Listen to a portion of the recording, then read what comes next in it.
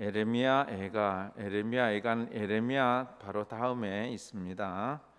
에레미야, 에가, 에레미야가 아니고 에레미야, 에가입니다. 에가 2장 20절부터 22절까지 말씀 우리 다 같이 함성으로 읽겠습니다. 여호와여 보시옵소서, 주께서 누구에게 이같이 행하셨는지요. 여인들이 어찌 자기 열매 곧 그들이 낳은 아이들을 먹어오며 제사장들과 선지자들이 어찌 주의 성소에서 죽임을 당하오리이까. 늙은이와 젊은이가 다 길바닥에 엎드려져 싸우며 내 처녀들과 내 청년들이 칼에 쓰러졌나이다. 주께서 주의 진노의 날에 죽이시되 긍휼히 여기지 아니하시고 도륙하셨나이다. 주께서 내 두려운 일들을 사방에서 부르시기를 절기 때 무리를 부름같이 하셨나이다. 여호와께서 진노하시는 날에는 피하거나 남은 자가 없나이다. 내가 낳아 기르는 아이들을 내 원수가 다 멸하였나이다. 아멘. 아멘. 오늘도 인터넷으로 또 이렇게 줌으로 유튜브로 함께 이 기도에 참석하신 분들을 환영하고 또 축복합니다. 마칠 때까지 또 믿음으로 함께 기도하는 우리 성도들 되었으면 좋겠습니다. 오늘도 함께 하시는 분들 한번 보았으면 좋겠습니다. 우리 최민아 집사님, 박현진 투 집사님, 서경인 집사님, 서상숙 집사님, 이혜숙 집사님, 임미자 권사님, 정기숙 집사님, 정성숙 권사님, 장경희 집사님 그렇게 또 있고 그 외에도 또 유튜브에서 들어와서 함께 예배드리고 기도하는 분들에게도 동일한 은혜가 있기를 바랍니다. 이렇게 우리가 위드 코로나 시대가 이제 이번 주부터 되었습니다. 코로나와 함께 살아가는 시대가 열렸습니다. 그렇기 때문에 이제 우리는 어쩔 수 없습니다. 코로나와 함께 사는 방법들을 빨리 터득하고 빨리 정착시켜서 나가야 되는 것을 우리가 빨리 배워가야 합니다. 오늘은 기도의 사람 예레미야에 대해서 말씀을 나누려고 합니다. 예레미야의 기도가 어떤 사람일까? 예레미야는 쉽게 말하면 여러 가지 예레미야의 가장 대표적인 별명은 눈물의 선지자입니다. 예레미야를 눈물의 선지자라 그렇게 말합니다. 예레미야는 참 많이 웁니다. 예레미야서를 읽어봐도 참 많이 웁니다. 나라가 이제 멸망할 때 그가 자기 나라가 멸망하는 것을 자기 눈으로 보면서 울거든요. 그런데 또 기도에 있어서 예레미야를 한번 또 설명하라면 예레미야는 절망 중에 더 부르짖은 기도의 사람입니다. 힘들고 어렵고 절망이 더 깊어가고 더 인생이 망가질 때 그러면 그럴수록 그는 더 하나님 앞에 부르짖은 사람이에요.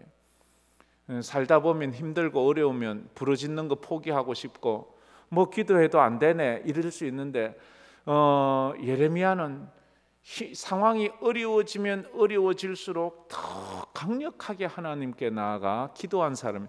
여러분에게도 이런 기도의 은혜가 있기를 축복합니다. 내가 이해할 수 없는 삶이 점점 어려워지고 더 어려워지고 더 어려워지도 끝까지 하나님을 놓지 않는 그런 사람이었습니다.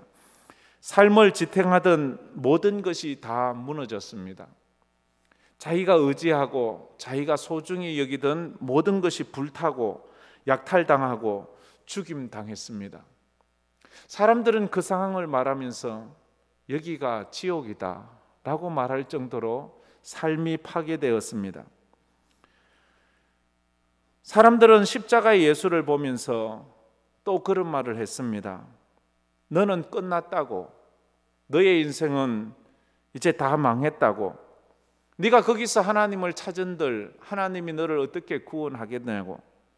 그런데도 예수님은 십자가에서 마지막 호흡을 거두는 순간까지 하나님을 더 붙잡습니다. 하나님을 더 매달립니다. 그랬습니다. 사람들이 욥을 보면서 너 인생 끝났어, 너는 이제 아무리 기도해도 안 돼. 너는 저주받았어. 그의 아들이 하루아침에 10자녀가 다 죽는 것을 보면서 사람들은 욥이 저주받았다고 말했습니다. 그 많던 동방의 거부가 하루아침에 강도 떼들이 와서 모든 것을 다 약탈해 갔을 때 사람들은 이제 욥은 끝났다고 말했습니다. 욥의 몸에 고칠 수 없는 질병이 와서 그가 고통 가운데 부르짖고 앉아 있을 때 사람들은 욥을 보면서 저주받았다고 이렇게 말했습니다. 그러면서 그의 아내도 하는 말이 당신이 믿는 하나님을 저주하고 당신 스스로 자살해서 죽으라고 말할 정도로 그의 인생은 망가지고 구제불능인 그런 상태까지 가게 되었습니다.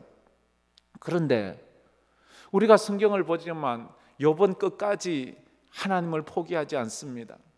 인생이 더 힘들고 어려울수록 그는 더 하나님께 나가고 더 하나님께 매달리고 더 하나님께 부르짖습니다. 그래서 결국 그의 인생을 통해서 하나님이 살아계신 것이 나타났습니다. 하나님이 영광 받으셨습니다. 욥기서 1장에 보면 하나님과 사단 마귀와의 대화가 나옵니다. 그 사단 마귀와의 하나님, 어떻게 우리 인간적인 측면에서 보면 하나님과 이 마귀가 욥을 놓고 그렇게 내기를 하는 거잖아요.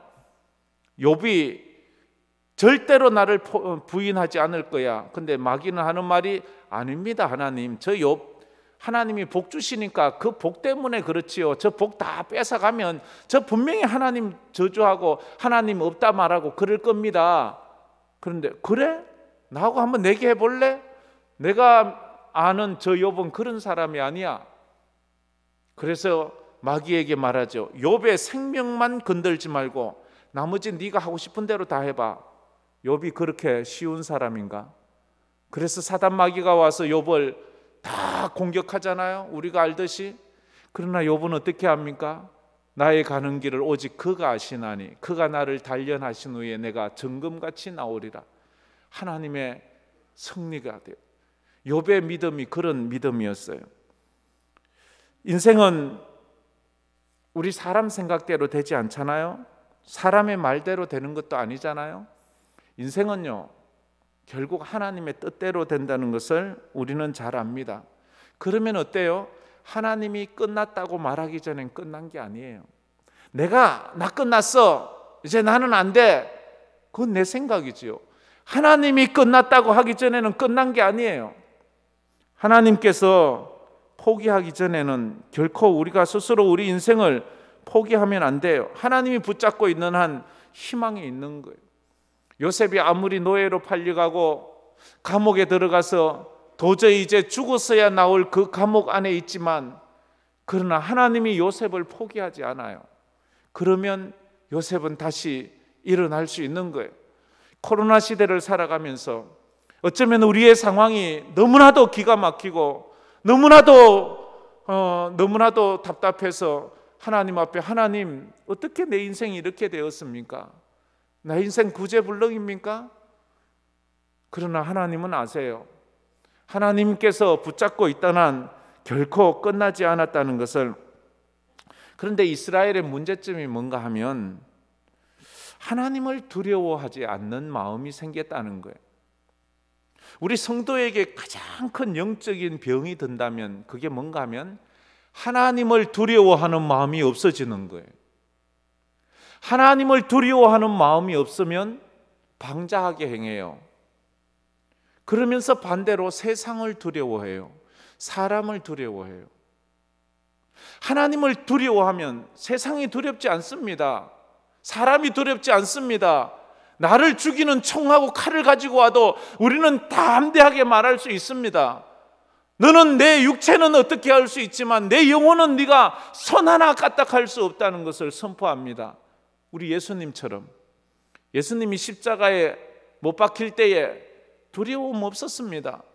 왜? 하나님이 그를 붙잡고 계셨고 하나님을 두려워했기 때문이에요. 스데반 집사님이 돌에 맞으면서 겁나지 않습니다. 그런데 신앙을 지키면서 두려움이 생기기 시작하면요, 이제 우리의 영성이 점점 없어지는 거예요. 점점 없어지는 거예요. 하나님을 두려워하기만 하면 세상은 두렵지 않은데, 내가 세상을 두려워하고 있다는 것은 하나님을 두려워하지 않고 있다는 것을 말하고 있습니다. 그러니까 세상을 두려워하지요. 예레미야 선지자는 여호와의 심판으로 인해서 예루살렘이 패망하는 것을, 예루살렘 성이 무너지고 불타는 것을 자기 눈으로 봅니다. 그걸 보면서 처절한 슬픔을 노래하는 게 바로 이 예레미야 애가입니다. 예레미야 애가는 5장으로 되어 있거든요.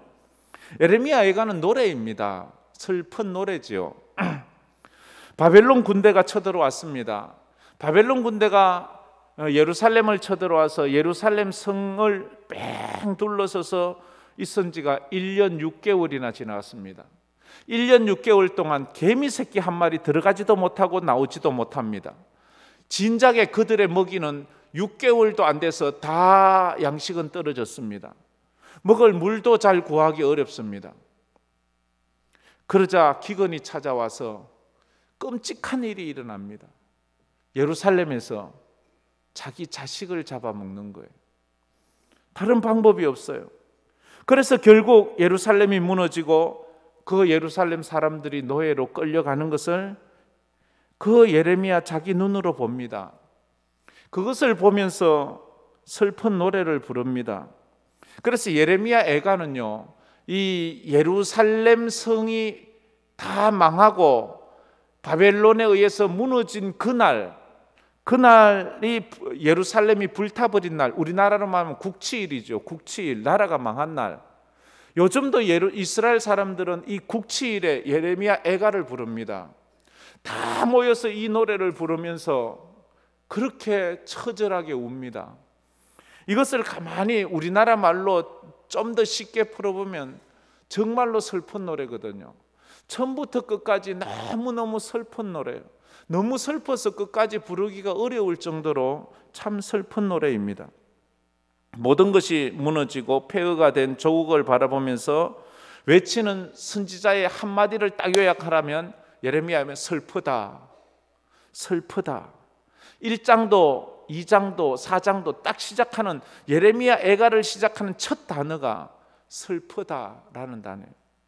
1장에 슬프다 이승이요, 2장에도 슬프다 주께서, 4장에도 슬프다 어찌 그리. 이 슬프다 이 슬픈 노래예요. 너무너무 슬픈 노래예요. 눈물의 노래라고도 그렇게 말해요. 그래서 예레미야를 눈물의 선지자라고 그렇게 말합니다. 지금 예레미야는 자기가 이스라엘 거리를 다니면서, 여러분 이렇게 살면은 하나님께서 심판하시고 이 성을 불태우고 이 성전을 불태우고 여러분은 다 노예로 끌려갈 겁니다. 이 자기가 예언했던 그 예언을 자기 눈으로 실현되는 것을 보고 있는 거예요. 자기가 예언한 것이 이루어지는 걸 자기 눈으로 보는 그 선지자의 마음은 막 찢어지는 것 같아요. 이럴 것 같았으면 내가 좀 더 강하게 얘기할 걸, 이렇게 내 대에 내가 이런 예언의 성취를 볼 것 같으면 내가 예루살렘 거리에서 더 크게 부르짖어서 저 사람들이 하나님을 섬기게 할 걸. 그런데 이미 이런 대참사가 일어나서 성전은 불타고 자기가 낳은 자식을 자기가 잡아먹고 성전에서 선지자를 죽이고 제사장을 죽이는 이런 끔찍한 자기 예언이 성취되는 것을 보면서 이 예레미야는 막 가슴이 터지고 옷을 찢으면서 그렇게 부르짖고 있는 거예요.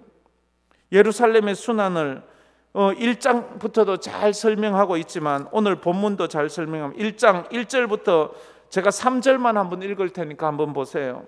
슬프다 이 성이여, 전에는 사람들이 많더니 이제는 어찌 그리 적막하게 앉았는고. 이 성에 사람이 없다는 거예요. 전에는 열국 중에 크던 자가 이제는 과부같이 되었고, 전에는 열방 중에 공주였던 자가 이제는 강제 노동을 하는 자같이 되었도다. 밤에는 슬피 우니 눈물이 뺨에 흐름이여, 사랑하던 자들 중에 그에게 위로하는 자가 없고 친구들도 다 배반하여 원수들이 되었도다. 유다는 환난과 많은 고난 가운데에 사로잡혔도다. 그가 열국 가운데에 거주하면서 쉴 곳을 얻지 못하며 그를 핍박하는 모든 자들이 궁지에서 그를 뒤따라 잡았도다. 이 막 계속 이런 얘기.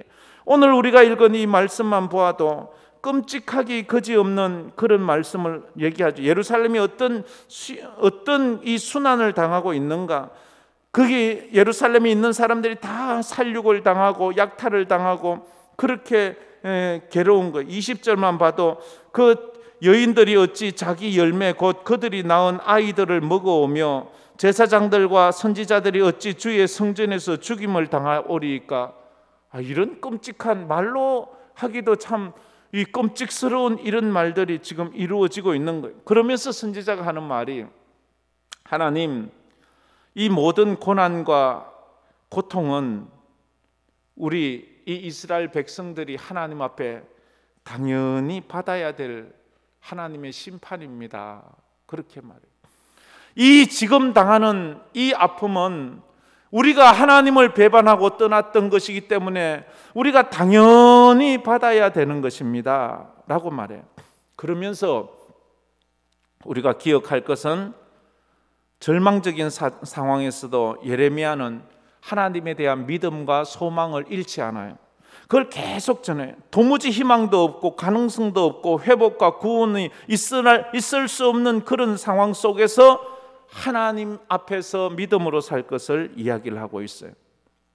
그래서 오늘 우리가 꼭 기억할 것은요, 성도는 하나님의 징벌의 순간, 고난의 순간에도 하나님에 대한 믿음을 절대 놓쳐서는 안 된다 하는 것입니다. 할렐루야. 어쩌면 정말 힘들고 어려운 순간에 에이, 하나님 믿음 무슨 소용이 있어? 예배한다고 무슨 소용이 있어? 기도한다고 무슨 소용이 있어? 이렇게 하지 말고요, 그래도 더 열심히 기도해야 돼요. 끝까지 성도는 예배를 포기해서는 안 됩니다. 끝까지 성도는 기도를 쉬어서는 안 됩니다. 끝까지 하나님을 찬양하면서 힘들고 어려울수록 하나님 앞에 매를 맞고 하나님 앞에 징계를 받으면서 하나님을 떠나는 것이 아니라 하나님의 가슴팍으로 파고들어야 되는 거예요. 하나님의 가슴팍으로 파고들면서 하나님 없이는 못 산다고 말을 해야 되는 거예요. 성도는 현실적인 아픔과 눈물로 하나님께 절규하지만 결론은 하나님의 구원과 회복을 위해서 기도드려야 된다는 거지요.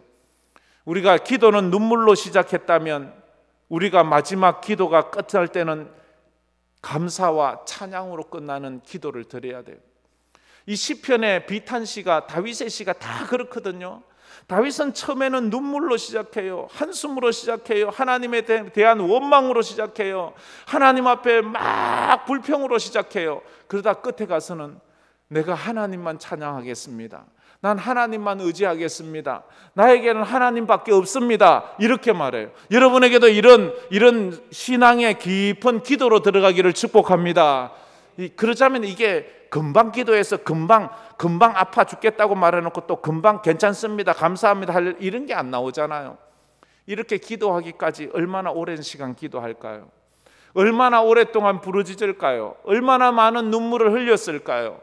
그 눈물과 그 시간을 통해서 그가 하나님을 경험하면서 자기가 힘들고 어렵지만 지금도 자기를 사랑하시는 그 하나님의 은혜 가운데 나가는 거예요. 오늘 20절에 보면 이렇게 시작합니다. 여호와여 보시옵소서. 하나님 나 좀 보세요. 하나님 이 예루살렘을 좀 보세요. 하나님 우리 민족을 좀 보세요. 하나님 우리 가정을 좀 보세요. 좀 보세요. 좀 하나님 나 좀 봐주세요. 그럴 때가 있잖아요. 여러분도 그럴 때가 있잖아요. 하나님 지금 내 눈물 좀 봐주세요. 많은 사람들이 지금 많이들 힘들어하고 있습니다. 그래서 사실 이 아이러니한 것은 나라 경제는 늘 17개월째의 흑자를 지금 가져오고 있습니다. 근데 참 나라는 그런데 백성들은, 서민들은 지금 다들 얼마나 힘들어하고 특히 소상공인들은 얼마나 힘들어하고 얼마나 힘들어하는지 모르겠어요. 그래서 뉴스만 보고 주가만 보고 경기만 보면 우리 한국 뭐 괜찮네 착각할 수 있는데 현실은 그게 아닌 경우가 참 많이 있잖아요. 어쩌면 지금은 하도 돈이 많이 풀려서 괜찮은 것처럼 보이지만 우리에게 IMF 같은 그런 아픔의 시간을 또 우리가 지내야 될지도 모르는 것이 현실입니다. 그래서 하나님, 우리를 좀 봐주세요. 나의 눈물을 좀 봐주세요. 오늘 본문을 보면서 세 가지를 본다면, 하나님을 떠난 인생은 비참하고 끔찍한 삶을 살아야 된다는 것입니다. 하나님을 떠난 인생은요, 비참하고 끔찍한 삶을 살아요. 20절에 얼마나 끔찍해요. 자기가 낳은 자식을 잡아먹어야 될 정도로 선지자와 제사장들은 성전에서 제사하고 기도하는 그곳에서 선지자와 제사장이 잡혀서 죽임을 당하는 그런 끔찍한 일이 일어나게 되었다 하는 것입니다. 쉽게 말하면 하나님을 떠난 인생은 물을 떠난 물고기와 같이 된다는 거예요. 물을 떠난 물고기는 시간 문제지 죽어요. 하나님을 떠난 인간은 인간다운 삶을 살지 못해요. 마치 탕자처럼. 아버지 집을 떠난 탕자는 인간다운 삶을 살지 못해요. 결국 돼지 같은 살, 돼지 우리에서 살아가요. 돼지 열매를 먹으면서 살아가요. 하나님 앞에 범죄한 아담은 에덴 동산에서 쫓겨나서 원래 처음 하나님께서 사람을 지었을 때에 그 모습으로 살 수가 없어요. 고통 가운데 살아가요. 하나님을 떠난 이스라엘 백성들이 지금 어떤 모습으로 살아가는지 예레미야는 누구보다 잘 알고 있어요. 사람이 어떻게 인두꺼비를 쓰고 자기가 낳은 자식을 잡아먹습니까? 자기가 굶어 죽으면 죽었지. 사람이 어찌, 성도가 어찌 하나님의 종들을, 제사장과 선지자들을 주의 성전에서 잡아 죽일 수가 있습니까? 그런데 오늘 본문엔 그렇게 말하잖아요. 이것만 끝나는 게 아니잖아요. 21절에는 늙은이와 젊은이가 다 길바닥에서 엎드러져 싸우니 내 처녀들과 내 청년들이 칼에 쓰러졌도다. 주께서 주의 진노의 날에 죽이시되 긍휼히 여기지 아니하시고 늙은이도 도륙하고 젊은이도 도륙하고 처녀들도 도륙하고 청년들도 도륙하고, 이 예루살렘 길바닥이 다 시체가 너부러져 있는 그런 곳이 되었다 하는 것입니다. 인간에게서 하나님의 은혜와 긍휼이 끊어지면 인간은 더 이상 인간이 아니에요. 그래서 사람이요, 잔인하기 시작하면 사람만큼 잔인한 게 없어요. 사람에게서 인간성이 빠지고 도덕성이 빠지고 영성이 빠지면 인간이 어디까지 악해질 수 있느냐, 우리는 상상할 수 없을 정도로 악해져요. 얼마나 악해집니까? 히틀러, 거기에서 인간성이 빠지니까 사람을요 완전히 이건 짐승보다도 더 악하게 사람을 죽이잖아요. 공산주의자들, 저 빨갱이들, 자기 자식 보고 자기 부모를 죽창과 찔러 죽이라고 그래요. 성도들 보고 그 교회 목사나 장로를 죽창과 죽이라고 그래요. 사람이요 그렇게 악해져요. 네로 황제는 예수 믿는 사람들을 십자가에 못 박고 그 예수 믿는 사람들 몸에다 불을 질러서 밤에 가로등으로 썼어요. 사람들이 아파 죽겠다고 비명 들으는데도 그것이 무슨 아름다운 음악을 듣는 것처럼 거기에서 술을 따라 먹는 그런 아주 악한 사람이었어요. 그래요, 인간에게서 하나님의 은혜가 떠나면 그래야 돼요. 이게 이스라엘의 모습이에요. 두 번째로는 하나님을 떠난 자는 세상으로부터도 버림을 당해요. 이게 사람들이요 하나님을 떠나면 더 잘 살 줄 알았어요. 믿음대로 안 살고 세상 사람들처럼 살면 더 행복해질 줄 알았어요. 그래서 그렇게 살았는데 결국 가보니까 세상이 그를 버리는 거예요. 가룟 유다가 예수를 판 이유는 예수 팔고 좀 더 멋지게 살려고 했어요. 근데 예수 팔 때는 사단이 가룟 유다를 이용해 놓고는 예수를 팔고 나니까 가룟 유다가 사단이 가룟 유다를 버리니까 가룟 유다가 견딜 수 없어서 목매어서 이 자살을 하지 않습니까? 그러는 거예요. 인간의 존엄성이 상실되면 짐승하고 다를 바가 없어요. 하나님을 떠나 사는 인생은 아침 안개처럼 순식간에 사라져요. 탕자가 아버지 집을 떠나면 잘 살 줄 알았어요. 행복할 줄 알았어요. 그런데 하나님을 떠나자 세상으로부터도 배신을 당해요. 세상으로부터도 버림을 당해요. 이 성도가 이 원리를 잘 알아야 돼요. 우리가 하나님 배신하고 예수님 배신하고 세상에 가면 내가 떵떵거리고 잘 살 것 같지만 세상에 그것만 딱 이용하고는 버려요. 그러면 더 고통스러운 삶을 사는 거예요. 지금은 잘 나가고 형통하고 축복인 것 같지만 조금 후에 있으면 무엇이 있을지 우리는 알지 못해요. 사단은 인간을 이용할 뿐이지 인간의 이용 가치가 없으면 항상 여지없이 버리는 것이 그렇게 이 세상이에요. 공산주의자들은요, 인간을 수단화하지 목적화하지 않아요. 인간을 이용할 뿐이에요. 자기들의 이념, 자기들을 위해서 인간을 이용하고 이용 가치가 없으면 언제나 버리는 거예요. 그러나 하나님은 절대로 그렇게 하지 않아요. 하나님은 사람을 이용하지 않습니다. 사람을 도구처럼 사용하지 않아요. 사람을 목적으로 천하보다 귀하게 생각해서 그 사람을 살리기 위해서 하나님은 그 아들을 버리기까지 십자가에 못 박기까지 그렇게 사랑한 거예요. 저와 여러분을 주님은 그렇게 사랑합니다. 할렐루야. 그러니까 마귀한테 속지 마세요. 세상에 속지 마세요. 세상에 속아서 세상으로 갔다가 세상이 또 우리 이용 가치가 없으면 버려버린다니까요. 그게 호세아의 집안 일이잖아요. 고멜이 호세아를 떠나서 잘 먹고 잘 살려고 자기 생각에 멋진 남자한테 가서 그 남자의 애도 낳아줬는데 이제 이용 가치가 없자 그 고멜을 자기 노예로 삼는 거예요. 그러자 하나님께서 호세아에게 고멜 사와, 그래서 노예 값을 주고 사오는 거예요. 그게 인생이라고 말합니다. 그리고 마지막 세 번째로는 성도는 하나님의 진노의 날에 여호와께로 피해야 합니다. 세상 어디로 피하려고 하지 마세요. 지금 코로나 때 우리가 어디로 피할 수 있습니까? 어디로 가면 안전할까요? 하나님의 품밖에 없어요. 환난과 고난과 핍박과 죽음이 폭풍처럼 다가오는 이때에 우리는 끝까지 십자가 밑에 딱 붙들어 매 있어야 합니다. 초대교회 때 예수 믿는 사람들 그 고추같이 힘들고 어려운 고난과 핍박과 순교의 쓴잔을 마셔야 함에도 그들은 예수에게서 절대로 떠나지 않았습니다. 예수 딱 붙잡고 거기 있었어요. 올해의 우리 교회의 표어는 다시 새롭게 십자가를 바라보자라는 주제였습니다. 이 뭐 좀 자주 강조를 했어야 되는데 봄에 좀 강조를 하다가 못했는데 내년에는 예수를 깊이 생각하자 하라라는 그런 표어를 정해볼까. 예수를 깊이 생각하라. 초대교회 성도들이 어떻게 그 힘든 상황에서 믿음을 지켰는가 생각하니까 예수를 생각했어요. 예수가 누구냐? 주는 그리스도시요 살아계신 하나님의 아들입니다. 그 물고기 모양을 가진 그 익투스 그 글자를 붙잡고 그 물고기를 붙잡고 그들은 믿음으로 살았거든요.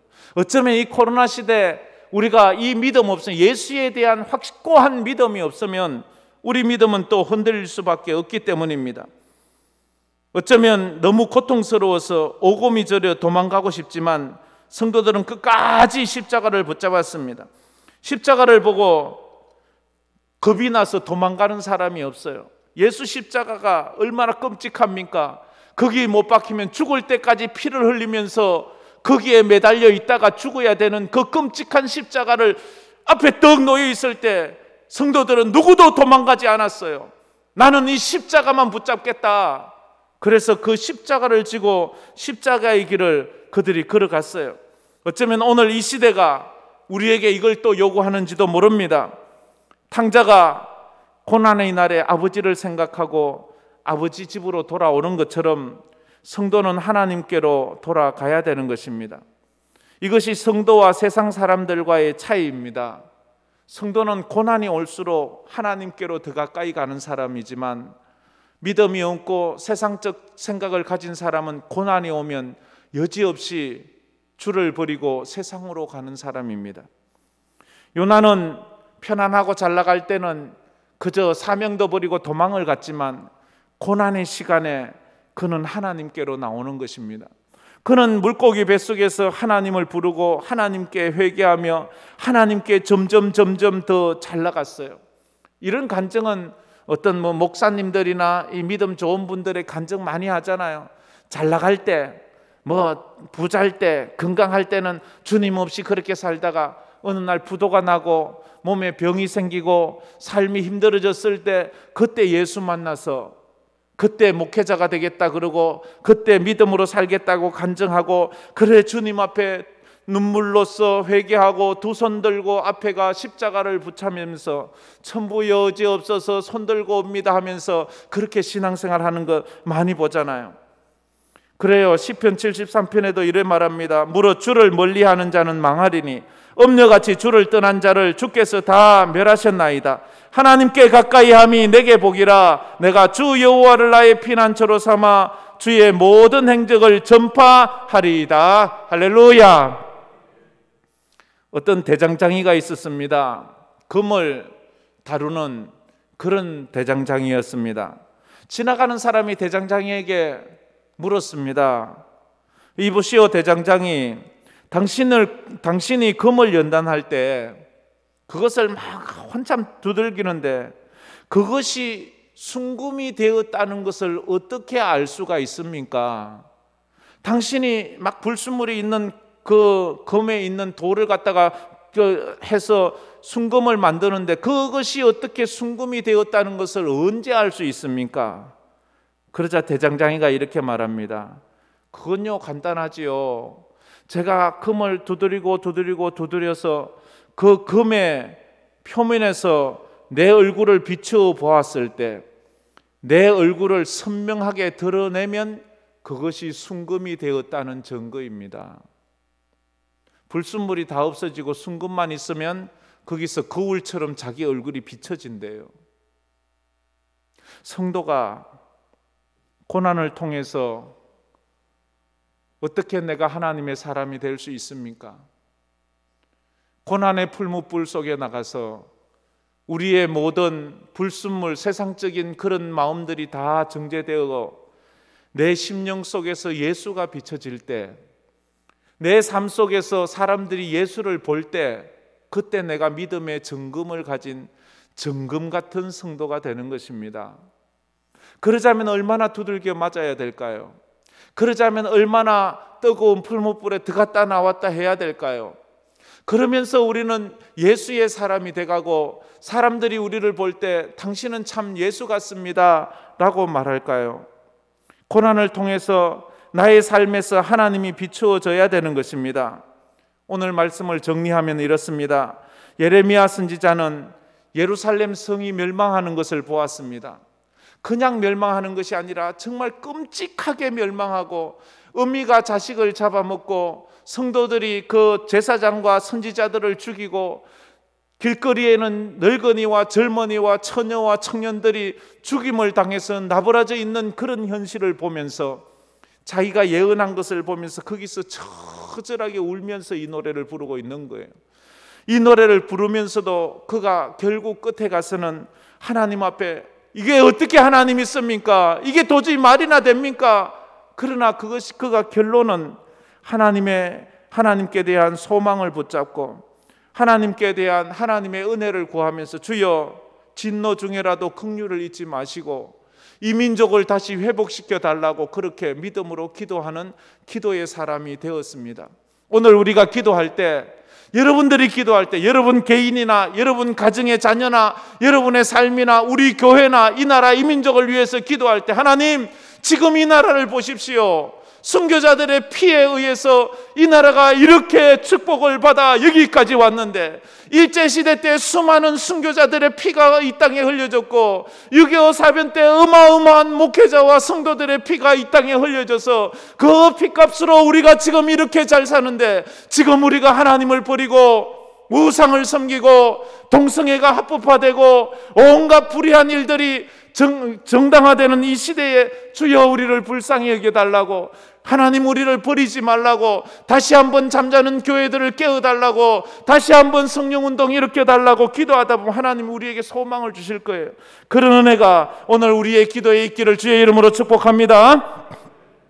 성령 하나님 나를 만지소서. 상하고 깨어져 지친 나를. 우리 이 찬양 한번 오랜만에 한번 부르면서 주여 이 땅